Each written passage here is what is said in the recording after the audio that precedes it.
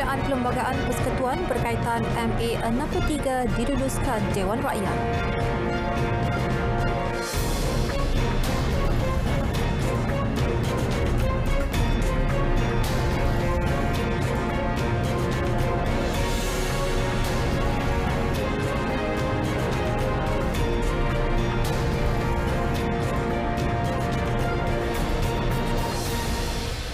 Assalamualaikum dan salam hormat. Anda bersama saya, Miza Usti Muhammad dalam Berita Parlimen.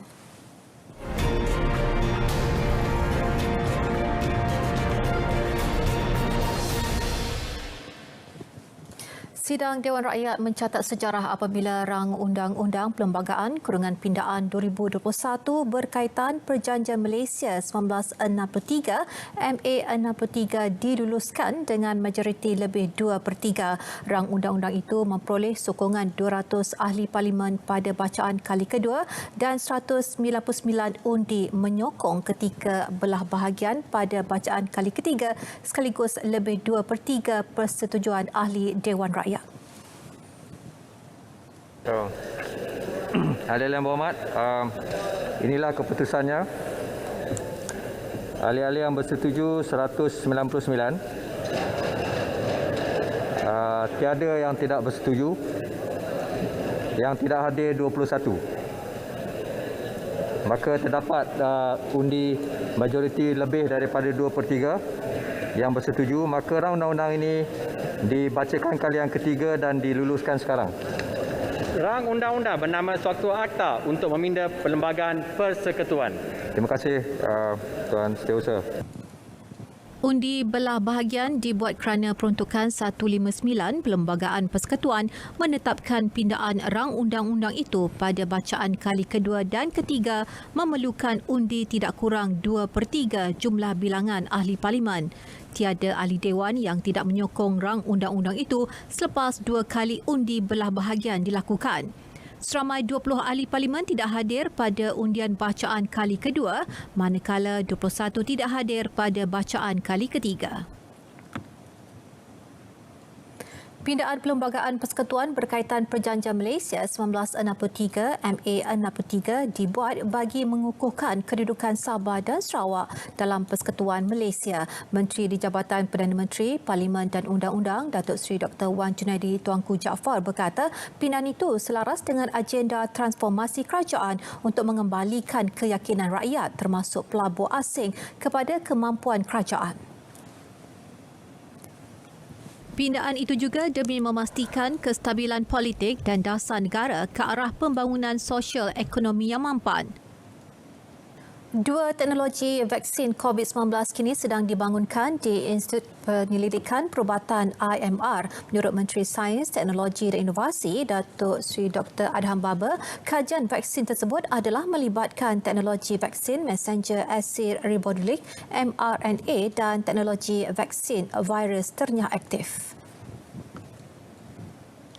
Pembangunan teknologi vaksin tersebut menggunakan peruntukan penyelidikan Kementerian Kesihatan dan Sukuk Prihatin berjumlah 3.5 juta ringgit. Pada masa ini, kedua-dua kajian vaksin masih di peringkat awal pembangunan iaitu bukti konsep. Semestinya pihak kementerian akan terus menggalakkan pemain tempatan, local talent untuk terlibat dalam pengeluaran vaksin COVID-19. Namun begitu, kepakaran dan teknologi sedia ada dalam negara perlu dipertingkatkan dahulu melalui kerjasama pengeluar vaksin antarabangsa. Tambahnya, bagi menggalakkan pembangunan industri vaksin tempatan, kerajaan juga telah melancarkan Pelan Hala 7 Pembangunan Vaksin Negara PPVN dan menubuhkan Institut Genom dan Vaksin Negara MGVI. Beliau menjawab soalan Senator Datuk John Ambrose. Sementara itu, di Dewan Negara, Timbalan Menteri Perumahan dan Kerajaan Tempatan Datuk Seri Dr. Ismail Abdul Muttalib memaklumkan sebanyak 282,259 unit rumah mampu milik RMM telah siap dibina oleh Kerajaan Persekutuan, Kerajaan Negeri dan pemaju swasta dari tahun 2016 sehingga 2020. Ia bagaimanapun hanya merangkumi 43.2% daripada sasaran 53,000 unit RMM yang disasarkan dalam tempoh rancangan Malaysia ke-11. Sasaran pembinaan RMM tidak tercapai berikutan kekurangan tanah yang sesuai, masalah penyediaan peruntukan dan pemaju gagal menyiapkan projek perumahan dalam tempoh ditetapkan. Selain itu, penularan pandemik COVID-19 pada tahun lepas turut membantutkan usaha tersebut. Di bawah rancangan ke-12, RMK12, kerajaan telah mensasarkan pembinaan 500,000 unit rumah mampu milik selaras dengan strategi C1 di bawah bab 4, meningkatkan pertahanan, keselamatan, kesejahteraan dan perpaduan bagi menyediakan perumahan yang lebih inklusif serta mempunyai infrastruktur lengkap dan berkualiti. Dalam hubungan ini, Kementerian Perumahan dan Kejayaan Tempatan telah menubuhkan jawatan kuasa kerja dan jawatan kuasa pemandu untuk menyelaras perancangan bekalan rumah mampu milik dan data rumah mampu milik di seluruh negara. Tambahnya, pihak kementerian menubuhkan Perbadanan Perumahan Nasional dan mengaktifkan semula Majlis Perumahan Mampu Milik Negara bagi memastikan perancangan dan pelaksanaan RMM berjalan lancar. Beliau menjawab pertanyaan Senator Datuk Mohan Tanggarasu. Suruhanjaya Komunikasi dan Multimedia Malaysia SKMM akan menyegerakan penyediaan infrastruktur digital di kawasan luar bandar dan pedalaman melalui program pemberian perkhidmatan sejagat USP. Menurut Timbalan Menteri Komunikasi dan Multimedia Datuk Zahidi Zainul Abidin, ia akan dilaksanakan dengan kerjasama pihak penyedia perkhidmatan telekomunikasi bagi menyelesaikan isu liputan jalur lebar dan akses internet di kawasan-kawasan tersebut.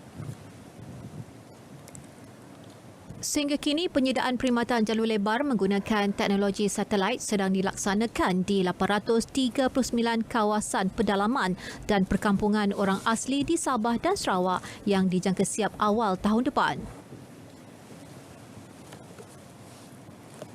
Di samping itu juga, sebanyak 1,661 menara baru akan dilaksana secara kaedah tender terbuka di kawasan-kawasan luar bandar dan pedalaman di seluruh negara melalui pelantikan penyediaan perkhidmatan sejagat yang dilantik atau Designated Universal Service Provision.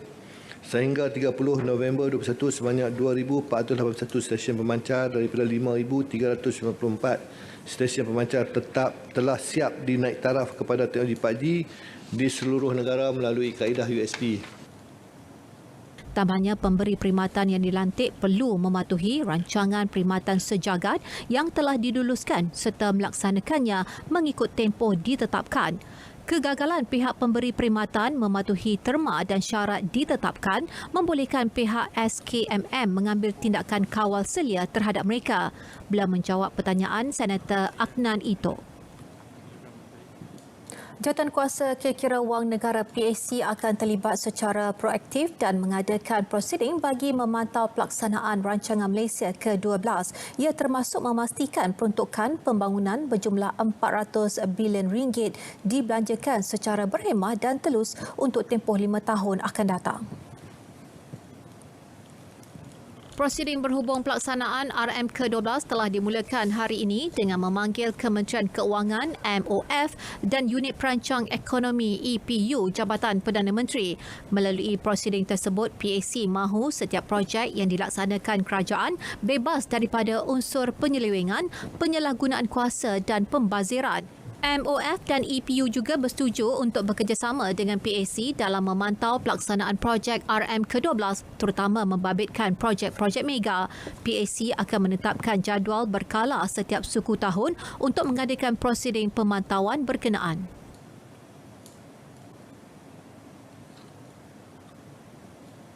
Baik, berita Parlimen berakhir di sini. Keluarga Malaysia terus amalkan kawalan kendiri dan patuhi SOP ditetapkan bagi mengekang penularan COVID-19. Dan yang sahih di berita RTM. Dengan itu, Assalamualaikum dan selamat malam.